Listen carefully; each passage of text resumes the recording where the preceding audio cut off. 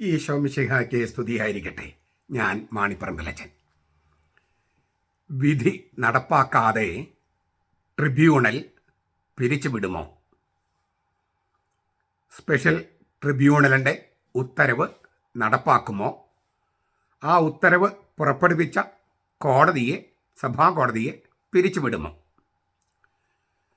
2025 June 2-ാം തീയതിയാണ് സഭയുടെ special tribunal മണവാളനെ cathedral ബസിലിക്കയിൽ നിന്ന്, എറണാകുളം അങ്കമാലി അതിരൂപതയുടെ കത്തീഡ്രൽ ബസിലിക്കയിൽ നിന്ന് ഇറക്കി വിടാൻ ഉത്തരവ് പുറപ്പെടുവിച്ചത്.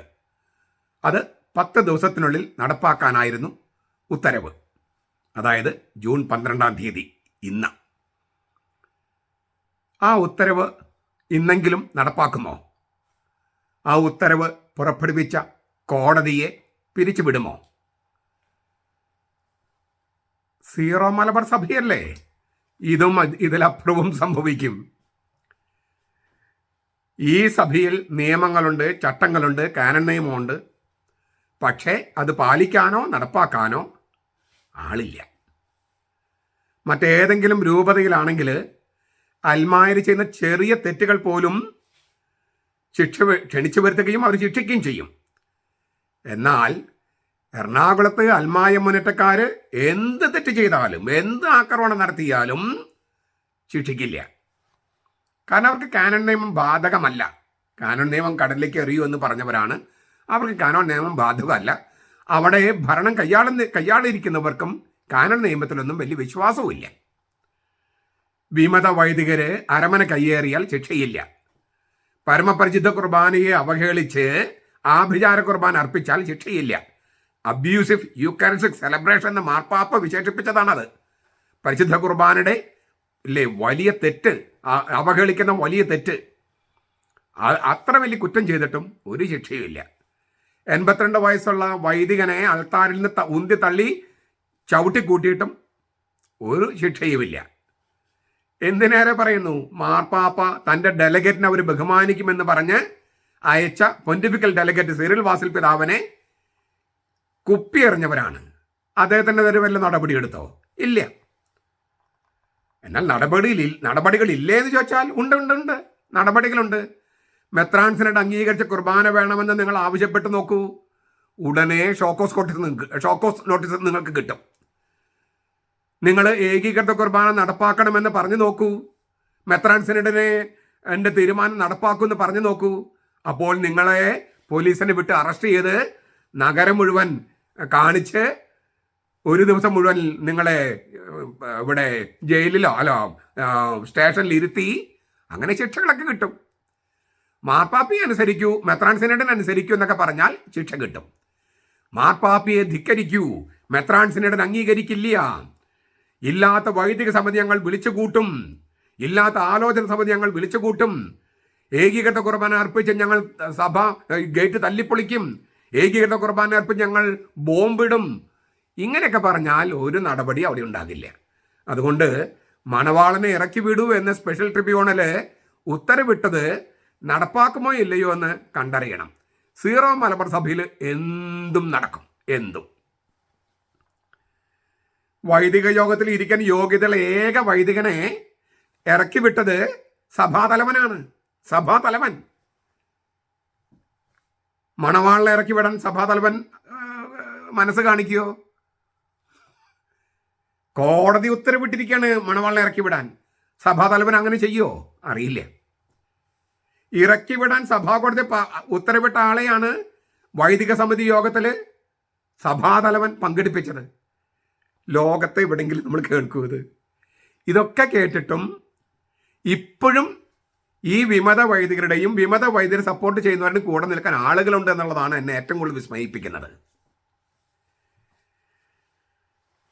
സീറോ മലബാർ സഭയിലെ നിയമങ്ങളും നടപ്പാക്കലും അങ്ങനെയാണ്. എല്ലാം തലതിരിഞ്ഞാണ്. കാരണം തല തിരിഞ്ഞവരാണ് തലപ്പത്ത്. സഭയുടെ കൂടെ നിൽക്കുന്നവർക്കെതിരെ, മാർപ്പാപ്പയുടെ കൂടെ നിൽക്കുന്നവർക്കെതിരെ, കർത്താവിൻ്റെ കൂടെ നിൽക്കുന്നവർക്കെതിരെ കേസുകളും പോലീസും ഒക്കെ, കോടതിയൊക്കെ.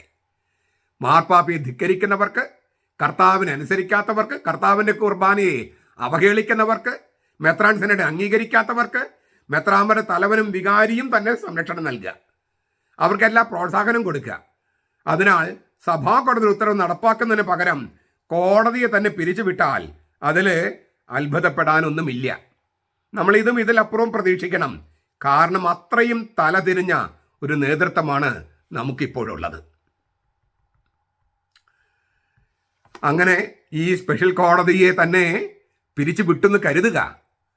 അപ്പോൾ ഈ സീറോ മലബാർ സഭയുടെ നേതൃത്വത്തിൽ ഇരിക്കുന്ന ആ 2 മെത്രാന്മാർക്കും ഞങ്ങൾ കർത്താവിനെ തോൽപ്പിച്ചു എന്ന് ആഹ്ലാദിക്കാം, അഹങ്കരിക്കാം.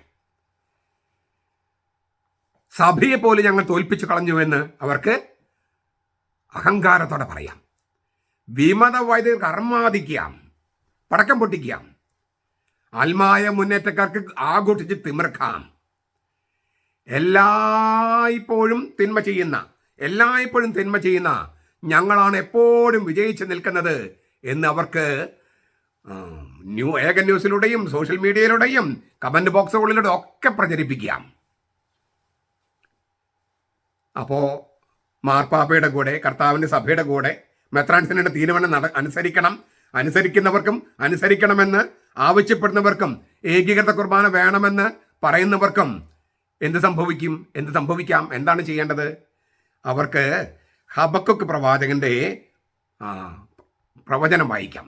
ഹബക്കുക്ക്, ഞാൻ അതിലത്തെ 1-ാമത്തെ അധ്യായത്തിലെ ചില വചനങ്ങൾ പറയുകയാണ്. ഹബക്കുക്ക് യാഹ്വേയോട് പ്രാർത്ഥിച്ച പ്രാർത്ഥന അതാണ്. കർത്താവിനെ സ്നേഹിക്കുന്നവർക്കും മാർപ്പാപ്പയുടെ കൂടെ നിൽക്കുന്നവർക്കും മെത്രാൻ സിനഡിന്റെ തീരുമാനം നടപ്പാക്കണമെന്ന് പറയുന്നവർക്കും ഇപ്പോൾ ഈ തലതിരിഞ്ഞ നേതൃത്വമുള്ള സമയത്ത് ഹബക്കുക്ക് പ്രവാചകനെയാണ് നമുക്ക് ആശ്രയിക്കേണ്ടത്. അദ്ദേഹം പറയാണ്, യാഹ്വേ, ദൈവത്തോടാണ് കലഹം, ദൈവത്തോടാണ് പരാതി. യാഹ്വേ, എത്ര കാലത്തേക്ക് ഞാൻ നിലവിളിക്കുകയും അങ്ങ് കേൾക്കാതിരിക്കുകയും ചെയ്യും? യാഹ്വേ, കർത്താവായ ദൈവമേ, എത്ര കാലത്തേക്കാണ് ഞങ്ങൾ നിലവിളിക്കുകയും അങ്ങ് കേൾക്കാതിരിക്കുകയും ചെയ്യാം? അക്രമം എന്ന് പറഞ്ഞ് ഞാൻ എത്രത്തോളം അങ്ങയോട് നിലവിളിച്ച് കേടുകയും അങ്ങ് രക്ഷിക്കാതിരിക്കുകയും ചെയ്യും? ചുറ്റും അക്രമം എന്ന് പറഞ്ഞ് ഞങ്ങൾ എത്രത്തോളം അങ്ങയോട് നിലവിളിച്ച് കേടുകയും അങ്ങ് രക്ഷിക്കാതിരിക്കുകയും ചെയ്യും? അങ്ങ് എന്നെ നീതികേട് കാണിക്കുന്നത് എന്തിന്? അങ്ങ് ഞങ്ങളെ നീതികേട് കാണിച്ചു തരുന്നത് എന്തിന്? പീഡനം കാണാൻ എനിക്ക് ഇടവരുത്തുന്നത് എന്തിന്? കവർച്ചയും അക്രമവും ഇതാ എൻ്റെ മുമ്പിൽ. വിമതന്മാർ കലഹം നടത്തുന്നു, ചണ്ട പെരുകുന്നു.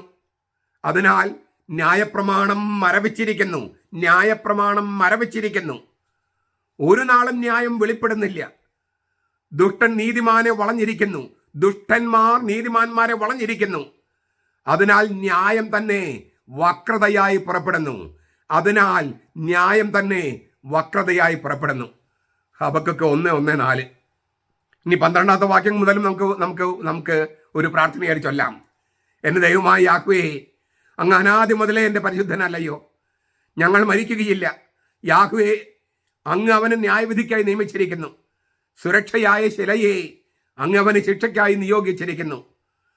ദോഷം ദർശിക്കാൻ കഴിയാത്ത വിധം നിർമ്മല ദൃഷ്ടിയുള്ളവനെ, പീഡനം നോക്കി നിൽക്കാൻ കഴിയാത്ത പരിശുദ്ധനെ, ദ്രോഹം പ്രവർത്തിക്കുന്നവരെ അങ്ങ് വെറുതെ നോക്കുന്നതും ദുഷ്ടൻ തന്നേക്കാൾ നീതിമാനായവനെ വിഴുങ്ങുമ്പോൾ അങ്ങ് മിണ്ടാതിരിക്കുകയും ചെയ്യുന്നത് എന്തുകൊണ്ട്? ദ്രോഹം പ്രവർത്തിക്കുന്നവരെ അങ്ങ് വെറുതെ നോക്കുന്നതും ദുഷ്ടൻ തന്നേക്കാൾ നീതിമാനായവനെ വിഴുങ്ങുമ്പോൾ അങ്ങ് മിണ്ടാതിരിക്കുന്നതും എന്തുകൊണ്ട്? ഹബക്കുക്ക് പ്രവാചകന്റെ അവസാന ഗ്രന്ഥം, അവസാനത്തെ അധ്യായം, 3-ാം അധ്യായം, അതിലൊരു പ്രാർത്ഥനയുണ്ട്. ആ പ്രാർത്ഥന ഹബക്കുക്ക് പ്രവാചകനോട് കൂടെ നമുക്ക് സുറിയാനി സഭയെ സ്നേഹിക്കുന്നവർക്ക്, ഏകീകൃത കുർബാന വേണമെന്ന് ആഗ്രഹിക്കുന്നവർക്ക് അദ്ദേഹത്തോടു കൂടി ഇങ്ങനെ പാടാം.